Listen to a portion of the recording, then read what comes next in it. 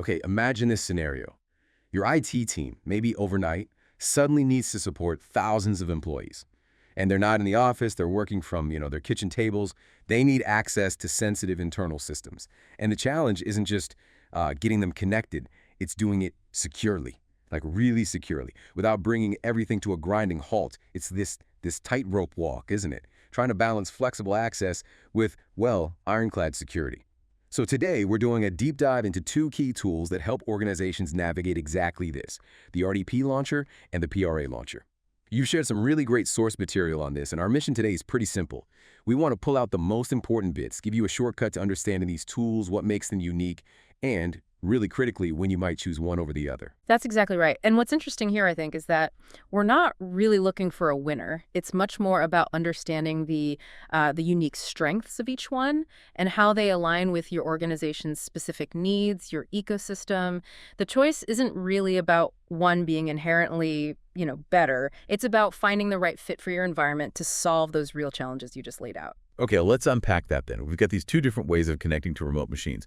At a high level, what's the core difference? What really sets RDP launcher and PRA launcher apart? Well, fundamentally, RDP Launcher usually refers to tools that are deeply integrated with a credential management system, something like Secret Server, which is a big player in PAM, privileged access management. So this often means it's geared more towards on-premises control, systems inside your network. On the other hand, PRA Launcher, privileged remote access, typically lives inside a broader platform, maybe like the Delinea platform, which covers more identity security ground.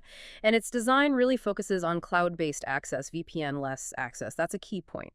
But both are built to give you secure RDP connections, and PRA handles SSH too, all without, showing those sensitive credentials to the actual user. Right. Okay, let's maybe dig into the RDP launcher first.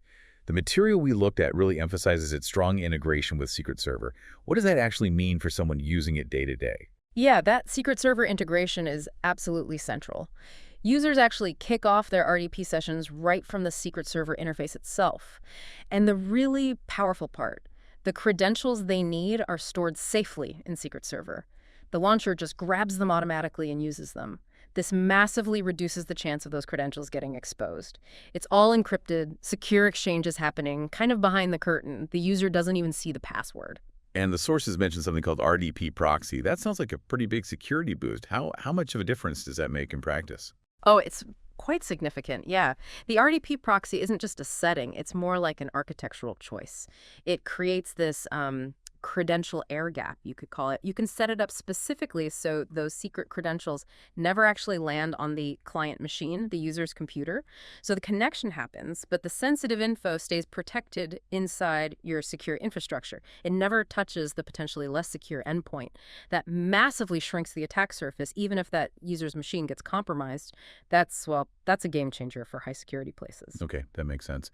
And what about control? Can the people who own the secrets, the credentials, can they really tweak the experience and the security? Oh, absolutely. Secret owners can really lock down the RDP launcher policies. They get granular control over the session settings. So for instance, they can decide, okay, can this user copy and paste? That's clipboard access.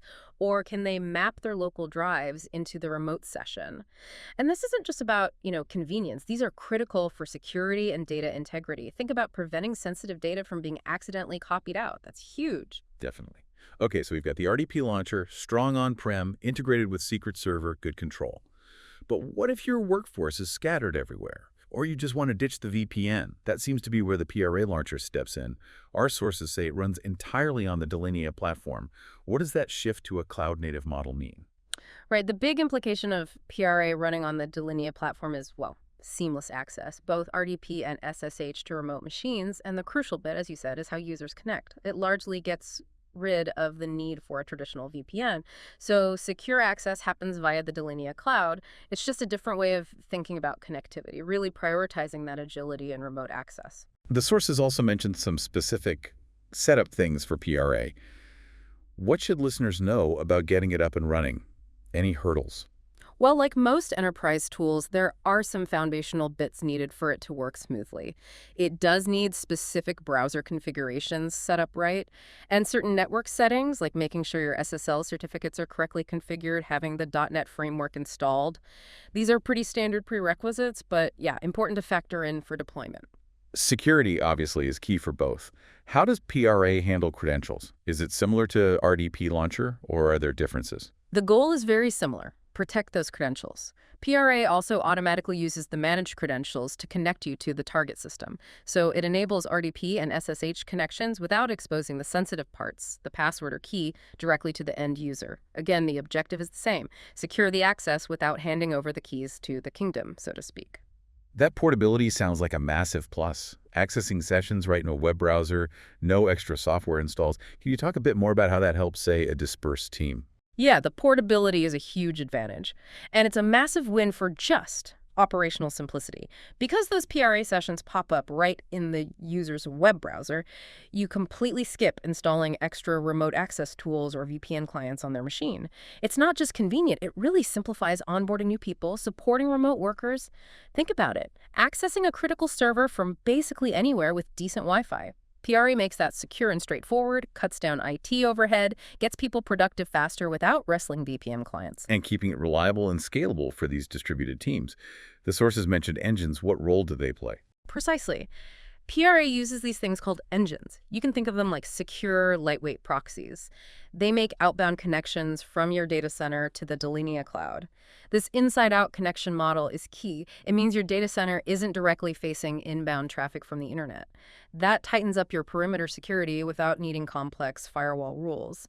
And for places needing high availability, redundancy, you can just add multiple engines. So if one has an issue, access continues through another. Reliable. Okay, so bringing this all together for someone listening, our source material gives some pretty good pointers on when to use each. How should an organization approach that decision? Yeah. As we've been saying, it really hinges on your specific situation, your needs, your existing tech, where you're headed strategically. There's no single right answer. It's about finding the strategic fit.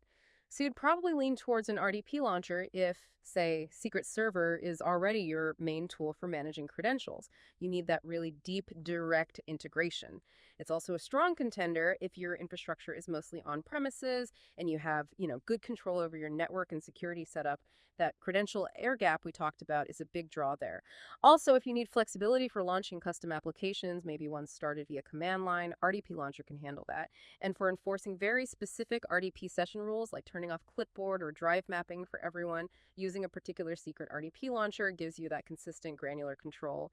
And of course, the big one, if you have that super strict requirement that credentials must not reach the client machine, then RDP Launcher with the RDP proxy is designed for that. Okay, conversely, you'd probably look seriously at a PRA launcher if your organization is already using the Delinea platform or wants that seamless cloud integration. It's pretty much essential if you need remote access without relying on a VPN.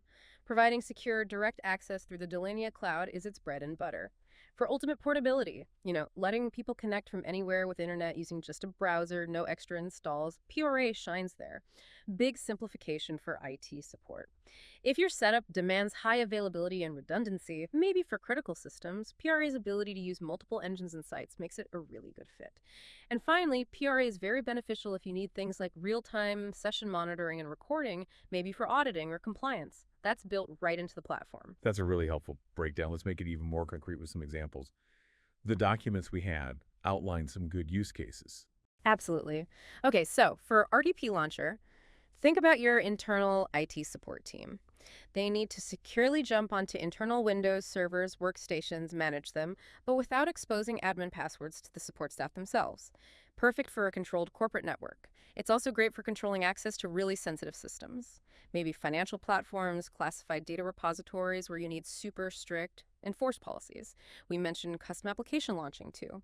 Maybe you have specific internal tools that need certain command line parameters to start correctly via RDP. RDP Launcher can be configured for that.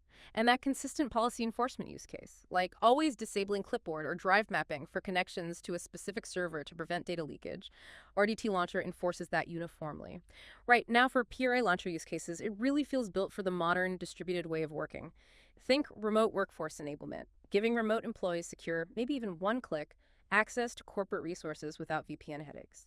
It's also ideal for managing third-party vendor access. You can grant secure, temporary, tightly monitored access to vendors or contractors. Crucially, it's controlled, auditable, and can automatically expire. For organizations heavily into cloud operations, PRA fits right in, managing remote systems in AWS, Azure, GCP, whatever, without needing extra software everywhere. Streamlines multi-cloud management. If the system demands high availability, maybe managing critical infrastructure across different sites or regions, PRA's multi-engine setup supports that resilience. And lastly, anywhere that real-time session monitoring and recording are absolutely required, maybe for strict compliance like PCI DSS or HIPAA, PRA provides that full video and command log of every session. Okay, so the core insight really seems to be this. Choosing between RDP Launcher and PRA Launcher boils down to really understanding your own organization's setup, its architecture, its strategy. Are you mainly on-prem, deeply integrated with Secret Server, focused on tight internal control? Or are you moving more towards cloud, needing VPN-less access, prioritizing portability, easier remote work, and maybe more comprehensive monitoring? Each tool offers a strong solution, doesn't it? But they tackle different aspects of this whole remote access puzzle. Exactly. And what's fascinating, I think, is how these two approaches sort of reflect different philosophies on securing access while still enabling people in this, well, increasingly distributed world, which, if we connect it to the bigger picture, maybe raises an interesting question for you, the listener, to think about. How might this ongoing shift, towards remote and hybrid work, how might that continue to shape these kinds of access technologies? Will we see them become even more integrated, maybe more intelligent, more adaptable in the years ahead? That's a really great thought to end on. Because, yeah, this landscape isn't standing still. We definitely encourage you to take these insights, explore them further, and apply them to your own situation as your organization continues to evolve.